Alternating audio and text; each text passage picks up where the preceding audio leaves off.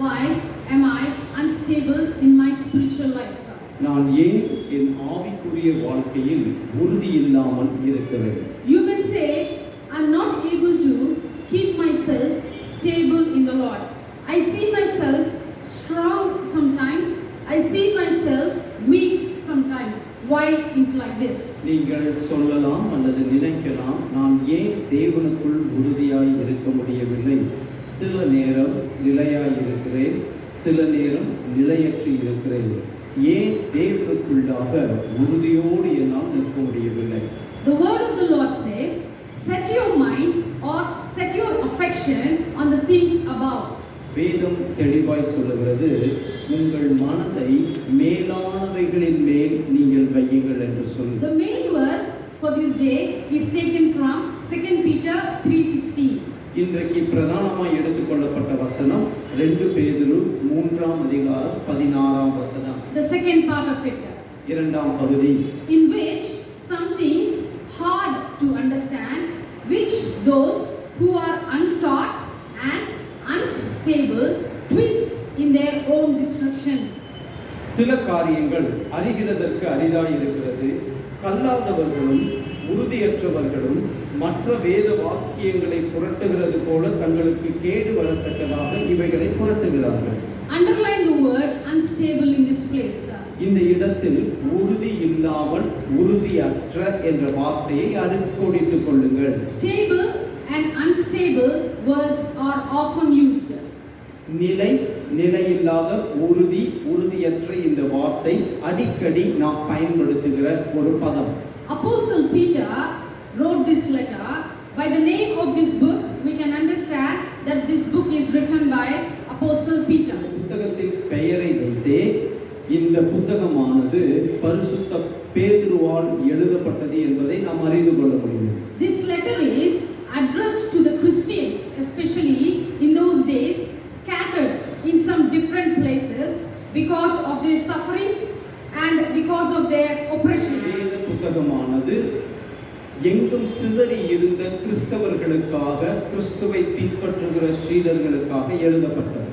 And he is addressing and he is telling that we have to remain faithful in times of distress. இவ்விடத்திலே பேதுரு மிக தெளிவாய் எழுதுகிறார், நம் நெருக்கம் அல்லது இயலாமைகளின் மத்தியிலே நாம் உறுதியாய் இருக்க வேண்டும் என்று. So that we may receive end time glory. நாம் இப்படி உறுதியாய் இருக்கும் பொழுது கடைசி காலத்திலே மகிமையை பெற்றுக்கொள்வோம் என்று சொல்லுகிறார். I just want to speak certain things about unstable in this place.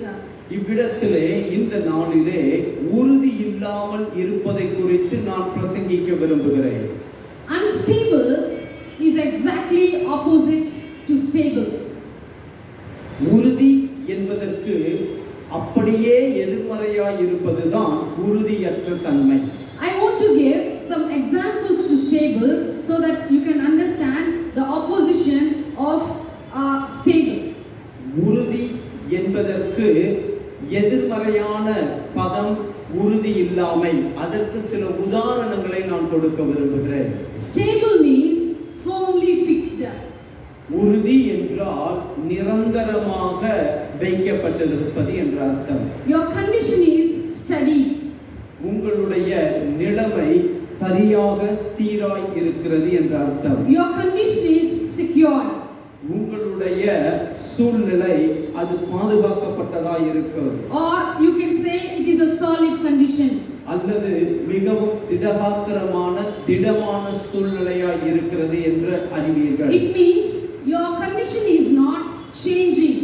அப்படி என்றால் உங்களுடைய நிலை எப்பொழுது மாறிக்கொண்டே இருப்பது அல்ல. No fluctuations, in other words. ஏற்ற இறக்கங்கள் அற்றதாய் இருக்கும். You are not unwavering. நீங்கள் நிலையற்றவர்களாய் இருக்க மாட்டீர்கள். But on the other side, unstable condition is exactly opposite to the stable condition. நிலையற்ற தன்மை என்பது நிலையான தன்மைக்கு அப்படியே எதிர்பதமானது. If that person is stable, the opposition word for stable is he is not unsteady.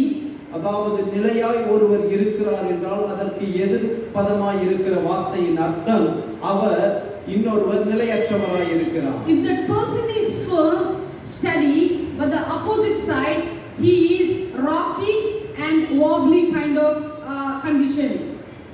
ஒரு பக்கத்திலே நிலையாய் உறுதியாய் ஒருவர் இருப்பாரே என்றால் அடுத்த பக்கத்திலே நிலையற்றவராய் அலைந்து கொண்டிருக்கிறவராய் இருப்பார். One side it is secure condition because you are stable. In unstable condition you are unsecure. ஒரு பகுதியிலே நிலையாய் இருப்பவர் பாதுகாப்பிற்குள்ளாய் இருப்பார், நிலையற்றவர் பாதுகாப்பற்ற சூழ்நிலையில் இருப்பார். In unstable condition you will have many fluctuations. இந்த நிலையற்ற வாழ்க்கை அல்லது உறுதியற்ற நிற்கிறவர்கள் அநேக ஏற்றத்தாழ்வுகளை உள்ளடக்கி இருப்பார்கள். If one patient is stable or his condition is stable, there is a chance of surviving. ஒரு நோயாளி அல்லது பாதிக்கப்பட்ட ஒருவர் சரீரத்திலே நிலையான காரியங்களை உள்ளடக்கி இருக்குமே என்றால் அவர் பிழைப்பதற்கு அதிக வாய்ப்பு இருக்கும். If that person is or patient is unstable, anything can happen to that patient. ஆனால் ஒரு நோயாளிக்கோ அல்லது பாதிக்கப்பட்ட ஒரு நபருக்கோ அவருடைய முக்கியமான உறுப்புகளின் செயல் நிலையற்று இருக்குமே என்றால் அவர் உயிர் பிழைப்பது அரிதாய் இருக்கும். I want to add some more points to this unstable condition, unstable personality. இந்த நிலையற்ற மனிதனுடைய அந்த குணாதிசயத்திற்கு இன்னும் சில உதாரணங்களை நான் கொடுக்க விரும்புகிறேன். If one person is unstable, he suffers sudden and extreme change of mental condition, mental state. ஒரு மனிதன் நிலையில்லாமல் இருப்பாரே என்றால் அவர் திடீர் என்று வித்தியாசமான மனநிலைக்குள்ளாக தள்ளப்படுவார். They will not have enough strength to cope up from the situations. அவர்கள் அந்த சூழ்நிலை அவர்கள் சந்திக்கிற சூழ்நிலையை எதிர்கொள்வதற்கு ஏற்ற மன வலிமை இல்லாமல் இருப்பார்கள். And they will not have enough strength to deal themselves well. அவர்கள் தங்களை தாங்களே சந்தித்துக் கொள்ள அல்லது தங்களை தாங்களே ஆயத்தப்படுத்திக் கொள்ள பலனற்றவர்களாய் இருப்பார்கள். They will be emotionally unstable. அவர்கள் உணர்வு பூர்வமாக நிலையில்லாமல் இருப்பார்கள். Because of this unstable condition, their health conditions also will be worst. இப்படி மனதளவிலும் மற்ற காரியத்திலும் நிலையில்லாமல் இருப்பதினால் உடல் காரியத்திலும் உடல் சுகத்திலும் இப்படிப்பட்டவர்கள் நிலையற்று இருப்பார்கள், உறுதியற்று இருப்பார்கள். Some unstable personalities, we can see them if we talk to them, the way they convey their messages, the way they talk to us, it will be different compared to stable condition. இந்த நிலையற்றவர்கள் எப்படி நாம் அறிந்து கொள்ள முடியுமே என்றால் அவர்கள் மற்றவர்களோடு பேசும் பொழுது அல்லது ஒரு காரியத்தை அவர்கள் வெளியிலே சொல்ல விரும்பும் பொழுது அவர்களுடைய காரியங்கள் நிலை இல்லாமல் இருக்கும், வார்த்தைகள் பேச்சுகள் நிலை இல்லாமல் இருக்கும். அதை வைத்து நாம் அறிந்து கொள்ள முடியும். If this unstable condition goes extreme, they may commit suicide, they may harm themselves, etc. Some people they go to drugs also.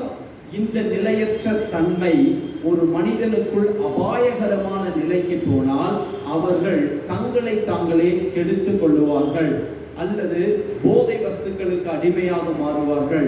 இதன் உச்சம் என்னவென்றால் அவர்கள் தங்களை தாங்களே மாய்த்துக் கொள்ளுவார்கள். They cannot face rejection. They cannot face rejection. மற்றவர்களால் ஒதுக்கப்படும் போது அதை ஏற்றுக்கொள்ள முடியாது. Their emotions and behavior keep on changing because their minds are disturbed and upset. இவர்களுடைய உணர்வின் வெளிப்பாடுகள் எப்போது மாறிட்டே இருக்கும். அதுக்கு காரணம் அவர்கள் மனதளவிலே அதிகமாய் பாதிக்கப்பட்டிருக்கிறார்கள். If I use this word, you will understand easily. Shifting attitudes. நீங்கள் இந்த வார்த்தையை நான் பயன்படுத்தினால் இன்னும் அழகாய் புரிந்து கொள்வீர்கள். எப்பொழுது பார்த்தீங்கன்னா அவர்களுடைய மனதின் நினைவுகள் மாறிக்கொண்டே இருக்கும். We can speak many about this unstable condition, but let's see what Bible is talking about. Who are unstable actually? நிறைய இதற்கு உதாரணங்களையும் காரியங்களையும் நான் பேசலாம். ஆனால் வேதம் இதை குறித்து என்ன சொல்லுகிறது? வேதத்திலிருந்து சில உதாரணங்களை நாம் பார்ப்போம். The first condition or the first reason for unstable mind is double mind, always uncertain, always. ஏன் ஒரு மனிதனுக்குள் அல்லது ஒரு மனுஷிக்குள் நிலையில்லாத தன்மை வருகிறது என்றால், உறுதியற்ற தன்மை வருகிறது என்றால், அவர்கள் இரு மனமுள்ளவர்களாய் இருப்பார்கள். We can see James 1:8. யாக்கோபு 1:8 இப்படியாய் சொல்லுகிறது, He is a double mind, unstable in all his ways. வேதம் சொல்லுகிறது, நான் உங்களுக்காய் வாசிக்கிறேன், இரு மனமுள்ளவன் தன் வழிகளில் எல்லாம் நிலையற்றவனாய் இருக்கிறார். Double mind or doubtful man is like a wave of the sea, driven, tossed by the wind, says the Bible. இரு மனமுள்ளவன் அல்லது இரண்டு சிந்தனைகளை உடைய மனிதன் அவன் கடல் அலையைப் போல அடிக்கப்பட்டவனாய் இருக்கிறான் என்று வேதம் சொல்லுகிறது. So this unstable condition is compared with the wave of the sea, driven, tossed by the wind. இந்த இரு மனமுள்ளவர்கள், இரு சிந்தையில் உள்ள நிலையற்றவர்களை குறித்து வேதம் சொல்லுகிறது, அவர்கள் காற்றினால் அடிக்கப்பட்டு மோதி அடிக்கப்படுகிற அலையை போல் இருக்கிறார்கள் என்று. I am talking to believers. நான் விசுவாச பிள்ளைகளுக்காக பேசுகிறேன். This unstable condition in believers' life will be like this. You have given one part to God. உங்களுடைய இருதயத்தின் ஒரு பகுதியை நீங்கள் ஆண்டவருக்கு கொடுத்திருப்பீர்கள். But you have given some of your room to the world or something else. ஆனால் இருதயத்தின் மற்ற பகுதிகள், மற்ற அறைகளை நீங்கள் உலகத்திற்கோ தேவனை அல்லாத காரியத்திற்கோ நீங்க கொடுத்திருப்பீங்க. That means your mind is not set on God. Your mind is set on something else too. உங்களுடைய இருதயம் தேவன் பேரில் மாத்திரம் இல்ல, மற்றவைகளின் மேலும் பற்றுதலாய் இருக்கிறது. You need God on Sundays. உங்களுக்கு ஞாயிற்றுக்கிழமை மாத்திரம் தான் ஆண்டவர் வேணும். Rest of the days from Monday to Saturday you live your own life. திங்களிலிருந்து சனிக்கிழமை வரைக்கும் உங்களுக்கு விருப்பமான வாழ்க்கையை வாழ்ந்து கொண்டிருப்பீர்கள். Internet, business, world issues, etc. உங்களுடைய வாழ்க்கையில் இந்த இன்டர்நெட், உங்களுடைய தொழில், உலகத்தின் காரியங்கள், உலகத்தின் மற்ற காரியங்கள் எதெல்லாம் இருக்கோ அதில் எல்லாம் வாழ்ந்துட்டு இருப்பீர்கள். And again you will show up on Sunday. ஞாயிற்றுக்கிழமை மாத்திரம் நீங்கள் திருச்சபைக்கு கடந்து வந்து கலந்து கொள்வீர்கள். You cannot serve God and mammon. நீங்கள் தேவனுக்கும் உலக பொருளுக்கும் ஊழியம் செய்ய முடியாது என்று வேதம் சொல்லுகிறது. One should have same mind in God or same mind of God, even in church, even outside the church. ஒரு மனிதனுக்கு, ஒரு மனுஷிக்கு ஆலயத்தை விட்டு போன பின்பும் தேவனை குறித்ததான அல்லது தேவன் விரும்புகிற அந்த மன நிலை இருக்க வேண்டும். We all will have some works outside the church. திருச்சபையை விட்டு நாம் எல்லோருக்கும் வேறு வேலைகள் இருக்கும். We all will have day-to-day life. நாம் எல்லோருக்கும் ஒவ்வொரு நாளின் பணிகள் இருக்கும். It doesn't mean that you should run away from God. இந்த பணிகளின் மத்தியிலே நீங்கள் தேவனை விட்டு ஓடிவிட வேண்டும் என்று அர்த்தம் அல்ல. Learn to walk with the Lord in day-to-day life. That brings, that aligns everything to you. உங்கள் வாழ்க்கையிலே ஒவ்வொரு நாளும் தேவனோடு நடக்க பழகிக் கொள்ளுங்கள். அவை எல்லாவற்றையும் நேர்கோட்டிலே கொண்டு வந்து சீர் செய்ய அது உதவியாயிருக்கும். Set your mind on God first. உங்கள் மனதை தேவன் மேல் முழுமையாய் முதலாவது வையுங்கள். Fix your eyes on the Lord. உங்கள் கண்களை தேவன் மேலே பதிய வையுங்கள். If you have double mind, ask the Lord, ask the Spirit of God to help you to come out of that situation. நீங்கள் இருமனம் உள்ளவர்களாய் இருப்பீர்களே என்றால் பரிசுத்த ஆவியினிடத்திலே கேளுங்கள். அந்த மனநிலையிலிருந்து நான் கடந்து வந்து நிலையுள்ள ஒரு மனதிற்குள் வரணும் என்று ஜெபியுங்கள். Spirit of God will give a mind of Christ. பரிசுத்த ஆவியானவர் கிறிஸ்துவினுடைய சிந்தையை நமக்குள்ளாக அவர் வைத்திருக்கிறார். And wait upon the Lord. தேவனுக்கு காத்திருங்கள். God will set your unstable conditions.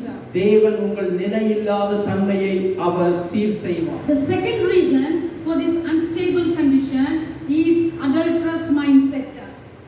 இரண்டாவது காரணம் ஏன் ஒரு மனிதன் மனுஷிக்குள்ளாக நிலையற்ற உறுதியில்லாத மனம் இருக்கிறது என்றால் அவர்களுக்குள் இருக்கிற விபச்சாரத்திற்கு ஏதுவான எண்ணங்கள். In simple words, all sexual mindset people are unstable. பாலிய செயல்பாடுகளில் அதிக ஆர்வம் கொண்டவர்களுடைய மனது நிலையில்லாமல் இருக்கும். The example for this adulterous character from the Bible is giving for us in Genesis 49:3.